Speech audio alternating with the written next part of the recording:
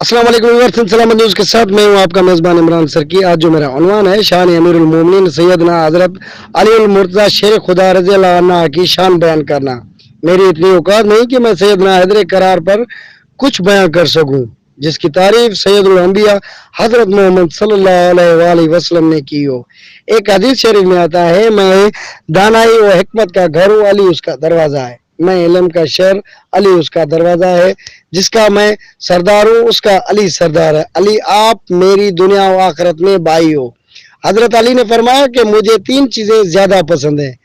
मेहमानों की खिदमत करूं, दिल खुश होता है। गर्मी की मौसम हो, बड़े दिन हो और गले खुश्क हो जाएं, और मैं अली के रोज़ा हो और तलवार अली की हो और गर्दन पाक मोहम्मद करीम सल्लल्लाहु अलैहि वसल्लम के दुश्मन की हो। एक वाक़या अर्ज करता हूँ।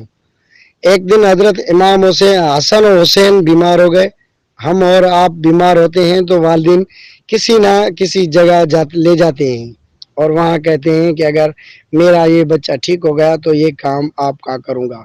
जब इमाम हुसैन करीम बीमार पड़ गए तो इमाम आली मकाम सैयदना हैदर करार और सैयदुल जन्नत सैयदुल तैयबा ताहिरा उम्मुल मोमिनीन अम्मा फातिमातुल ज़ोहरा ने अल्लाह के हुजूर कहा कि या इलाही, जब मेरे बच्चे ठीक हो गए तो मैं 3 दिन रोजे रखूंगी।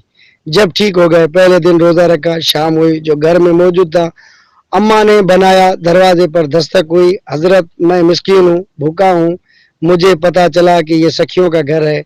हजरत कुछ है तो दें, अल्लाह आपको देगा।